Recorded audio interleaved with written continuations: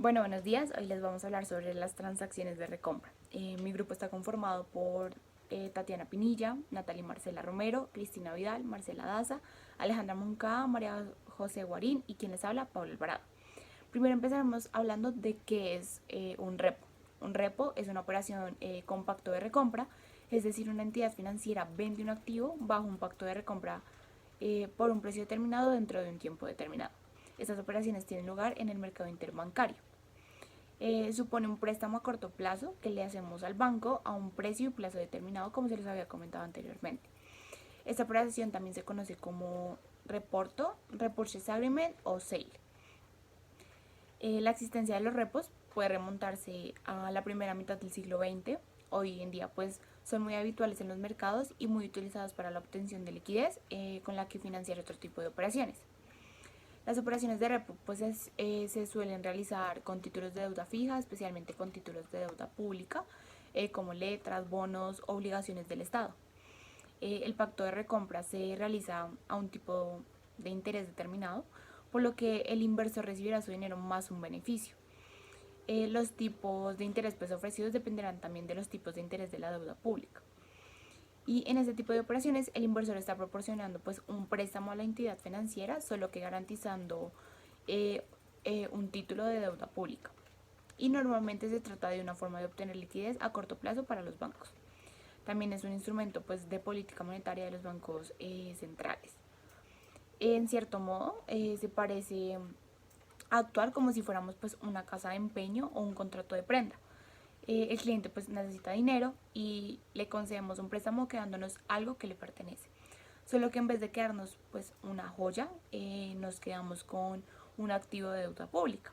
Y pues a diferencia de una casa de empeño existe un pacto de recompra que el banco pues obviamente deberá cumplir. Por otro lado, las transacciones repos realizan tres funciones básicas fundamentales para muchas otras funciones del mercado. En primer lugar, le permite a una de las partes invertir dinero y ganar intereses sobre dicho activo, con un bien entregado como garantía. Asimismo, la entidad de contrapartida puede pedir prestado dinero en efectivo con el objetivo de financiar una posición larga en el mismo activo. Los traders utilizan los repos para financiar sus posiciones largas de activos financieros y obtener acceso a fondos a un costo relativamente bajo. En segundo lugar, encontramos cómo otra de las partes puede obtener un rendimiento prestando un activo que está en la demanda en condiciones favorables. La entidad de contrapartida puede pedir prestado el mismo activo con el objetivo de cubrir una posición corta. La primera parte la constituyen por lo general fondos mutuos de corto plazo o fondos especializados en el mercado de dinero. Por su corto plazo de maduración, su bajo nivel de riesgo y el elevado tamaño promedio de transacción, los repos son demasiado demandados por inversionistas institucionales con excedentes de efectivo y con un horizonte de inversión de corto plazo. En tercer lugar, para los prestamistas de dinero en efectivo, que son los compradores repos, estas ofrecen una inversión segura debido a que el comprador recibe garantías para cubrir el riesgo de crédito de su vendedor.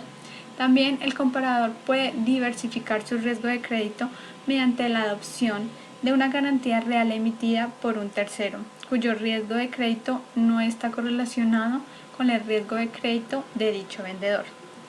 Y además puede reducir el riesgo de crédito derivado de los préstamos, pero también puede mitigar el riesgo de liquidez. Esto posibilita satisfacer cualquier necesidad imprevista de liquidez durante la vida del repo, vendiendo en la garantía de un tercero, ya sea a través de otro repo o a una venta directa. También podemos encontrar otras funciones de las transacciones de recompra, como su capacidad para canalizar el ahorro hacia una inversión productiva, además de que proporciona información veraz y permanente para llevar a cabo un proceso correcto de venta y compra. Por otro lado, ofrece liquidez, ya que los inversores pueden convertir sus activos en dinero. Igualmente, los inversionistas pactan sus condiciones para vender, ya sea por plazo, tasa, cantidad de acciones y valor de regreso. Los repos son utilizados como una fuente de fondeo por los agentes tenedores de activos financieros, quienes ante un requerimiento de liquidez pueden financiarse mediante una operación repo, sin perder los beneficios de la tendencia de su activo financiero como el pago de cupones o una ganancia de capital.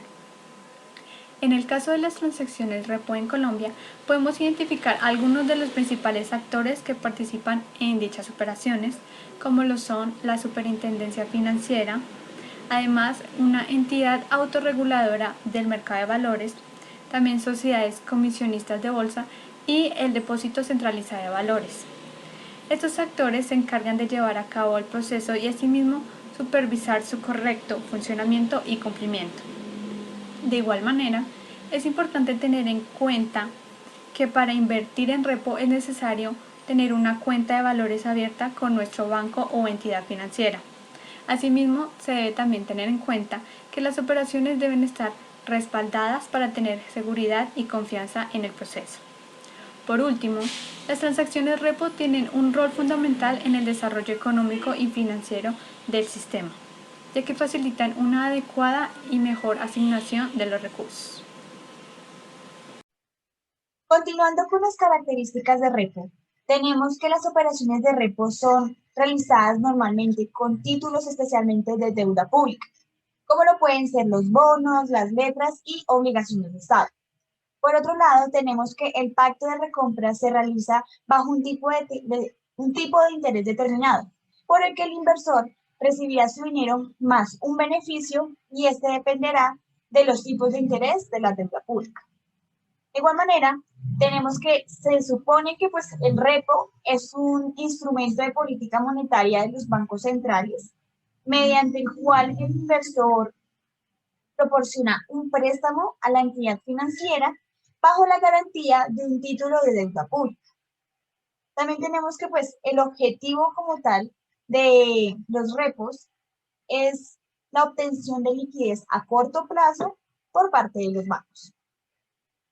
Por otro lado, tenemos algunos términos y pues garantías que se le dan, entre los cuales vemos que pues se encuentra el flujo de capital, un término bastante importante, en el que el inversionista pasivo recibe inicialmente el capital proveniente de la operación repo y se compromete a pagar en la fecha de terminación el monto inicial más los intereses pactados. El inversionista activo actúa en la situación contraria. Aquí también vemos que el plazo máximo para estas operaciones es de 1 año. Tenemos otro término importante como es cargos tributarios. Estos son actualmente exentos de retención en la fuente, sin embargo se comporta de acuerdo a la normatividad vigente.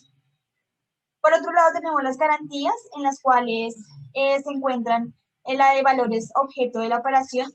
Estos son los valores entregados por el inversionista pasivo como garantía de la operación. Estos pueden quedar inmovilizados o no, dependiendo del tipo de los valores y su movilidad. Por otro lado están las garantías básicas, en las que la Bolsa de Valores, la Bolsa de Valores de Colombia solicita garantías adicionales al valor de la operación. Estas varían dependiendo del activo que se entregue. Por último, tenemos las garantías de variación, en las cuales se dan en situaciones de volatilidad de los precios, ya que pues la bolsa de valores puede adquirir un reajuste de garantías básicas con valores adicionales o efectivos. Finalmente tenemos que, para entender mejor qué es un repo es como acudir a una casa de empeños y conceder al cliente un préstamo quedándonos con algo que le pertenece. A diferencia de este ejemplo, mediante un repo, la casa de empeños se quedará con un activo de deuda pública y existirá un pacto de recompra por el que el banco cumplirá. Eso sería todo por características, términos y garantías. Bueno, ahora les hablaremos de las ventajas que tienen los repos. Su riesgo es muy bajo, ya que mientras que hemos prestado el dinero al banco, somos propietarios del título de deuda pública.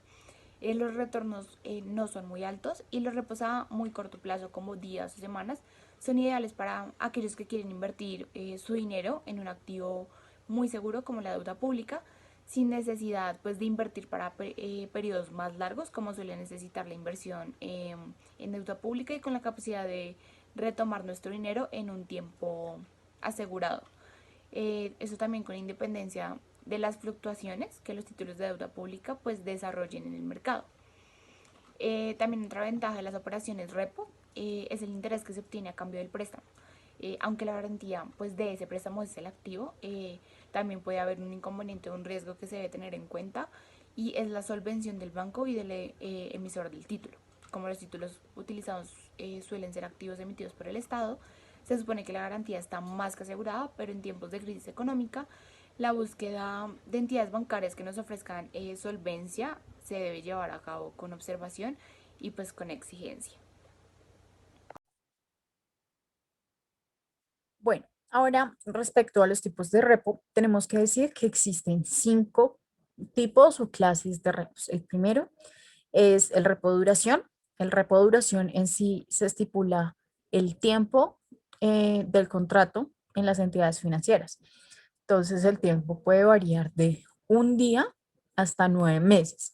Es donde es más común este tiempo, es de un día a 9 meses, es donde más es común encontrarlos. ¿Mm? También tenemos los bonos bilaterales, los repos bilaterales, perdón, son aquellos que ofrece el banco o la entidad financiera y solo es este el custodio del repo. Entonces, solo se admite los clientes cuando el banco es extremadamente sólido o de alta confianza. Entonces, solo la entidad financiera va a manejar ese repo. También tenemos los bonos trilaterales. En este es el caso viceversa. Entonces, es cuando una persona neutral se hace custodia del repo y estos son los más habituales hoy en día, precisamente porque no es una parte que la maneja, sino del contrato, perdón, una sola parte que la maneja el contrato, sino que es una tercera parte neutral que no va a haber influencia, que no se va a ver influencia en el repo que va a manejar este. También tenemos los repos con otros activos. Esto es cuando se realiza el contrato de la recompra del repo, pero en vez de realizarse con unos títulos de deuda fija, se hacen con activos. Entonces, los activos pueden ser desde acciones, em, hipotecas o obligaciones con préstamos. Y por último tenemos los repos de inverso.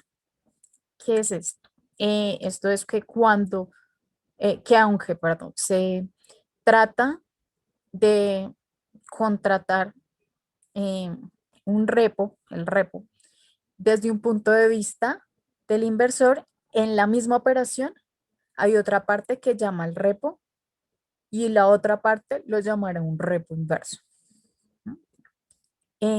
Prosiguiendo, tenemos el tipo de interés de margen de un repo. Entonces, el tipo de interés de los repos se cumplen 4 características o 4 condiciones. Primero, es superior cuando mayor es el plazo del repo. Segundo, es inferior cuando mayor es la calidad crediticia de las garantías. Tercero, es inferior cuando las garantías se entregan al prestamista. Y cuarto, es superior cuando el tipo de interés de otras alternativas son mayores. Asimismo, el margen de un repo tiene 2 características similares a los intereses de un repo, que sería la primera y la segunda. La primera es superior cuanto mayor es el plazo del repo y la segunda es inferior cuando mayor es la calidad crediticia de las garantías. En este sentido, las otras dos establecen que es inferior cuando mayor es la calidad crediticia del préstamo y la cuarta es inferior cuando el colateral tiene una elevada demanda o poca oferta.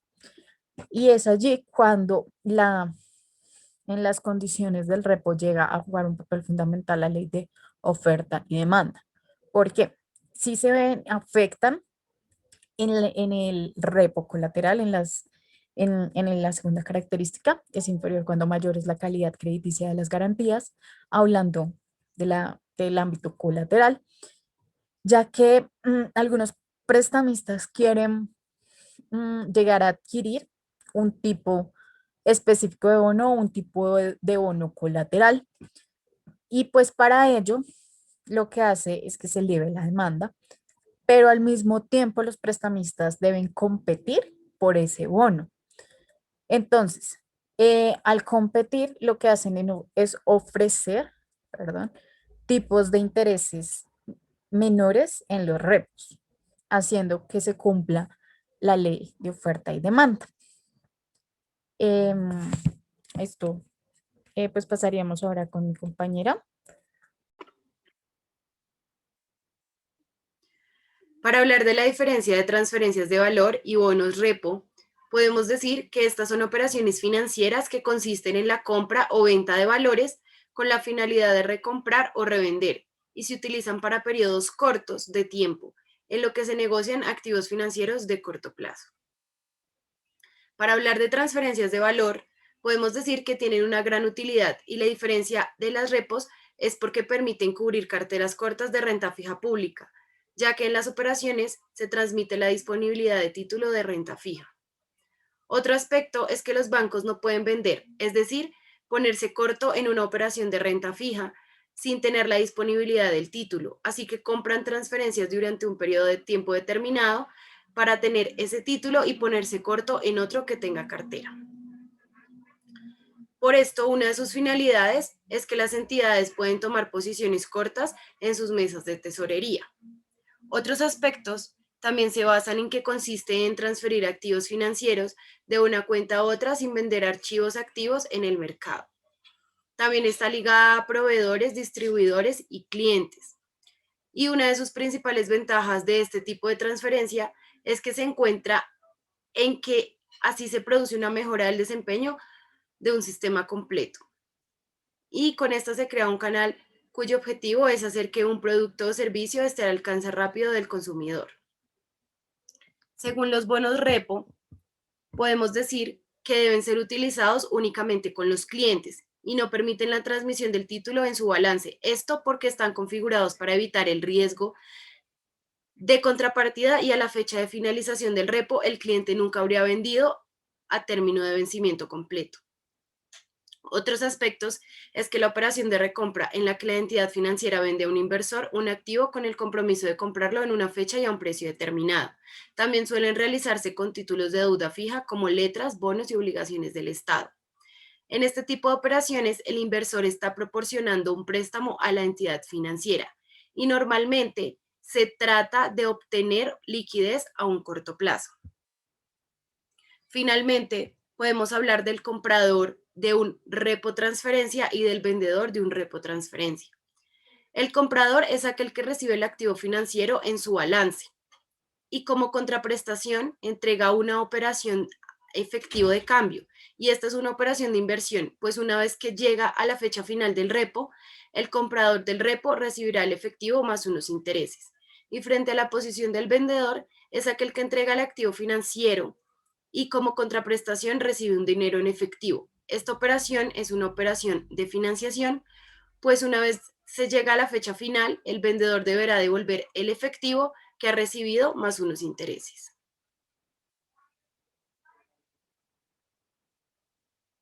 La dinámica del uso de repos la podemos implementar o la podemos evidenciar en el caso sucedido en Interbolsa, la cual fue una de las situaciones más conflictivas que presentó Colombia en el ámbito financiero en el año 2012, debido al uso desmedido o mal uso de las repos. Entendemos que las repos pueden ser de gran ventaja debido a la gran liquidez que se puede adquirir a corto plazo.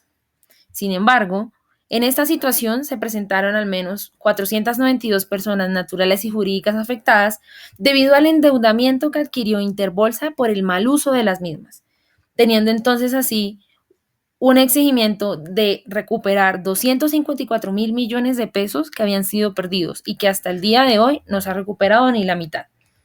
Ahora, ¿cómo ocurrió esto? Interbolsa es era la empresa colombiana encargada principalmente en nuestro país del corretaje de bolsa de valores. ¿Cuál fue el inconveniente? A partir de actividades repo, comenzaron a usar la liquidez que tenían en ese momento, debido a que era una empresa bastante estable y consolidada en el mercado internacional, por lo que contaban con una gran liquidez, comenzaron a usar ese dinero para entonces adquirir las mismas acciones de empresas como lo fueron Fabricato, de la cual hablaremos más adelante. ¿Cuál fue el error? Fueron dos principalmente. La primera fue utilizar acciones tanto de su propia empresa como de empresas externas que participaban en Interbolsa. Y la segunda fue el hecho de no haber hecho una renovación principal de los repos, debido a que son préstamos o acciones realizadas a corto plazo, en las cuales no desmidieron esta situación, manejándolos a largo plazo, convirtiendo esto en un juego ambicioso para adquirir mayor liquidez a futuro. Por lo que entonces compañías como Protección, Alianza Fiduciaria y Manzarobar Energy presentaron millonarias pérdidas por esta situación, causando a su vez un desfalco fiscal o económico debido a la deuda.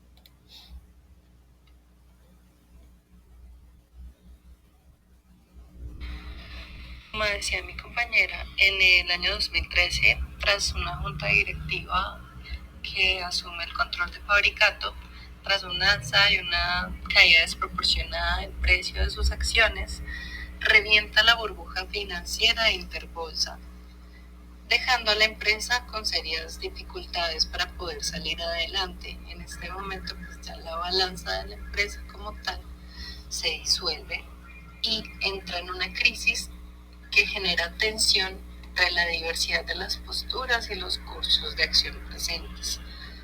Luego, la sobreexposición de la empresa ante la opinión pública y la presión de los medios de comunicación complicaban las posibilidades de su supervivencia.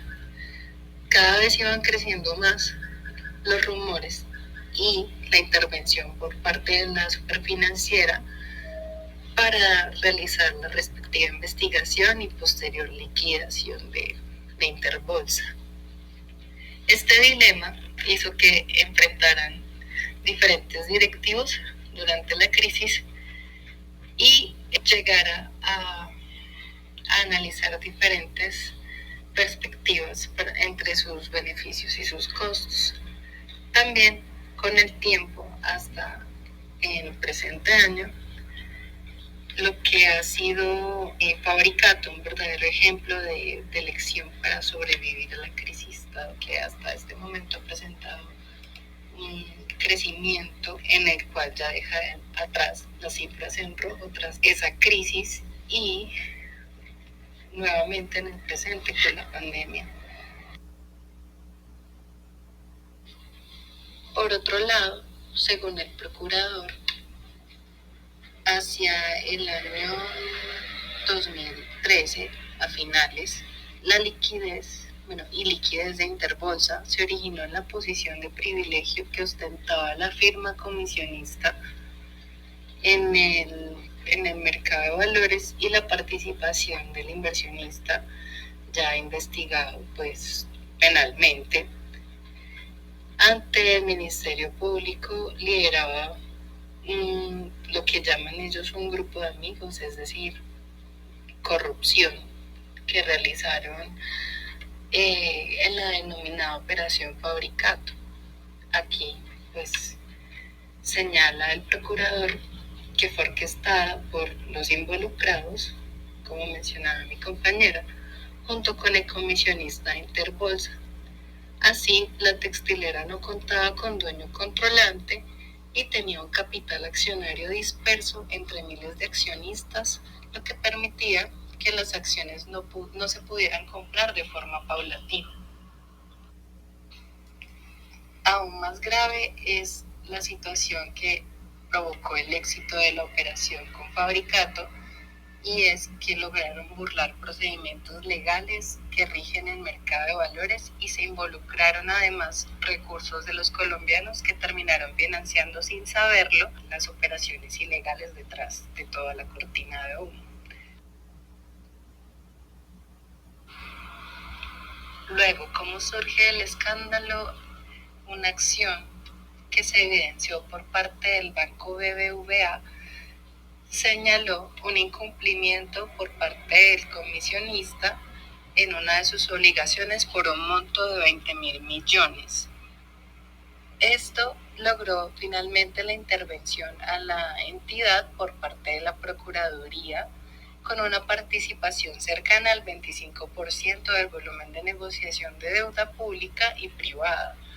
Acciones y derivados en el mercado de valores local y presentaba 32% de los activos de las 29 comisionistas de bolsa que operaban en el país.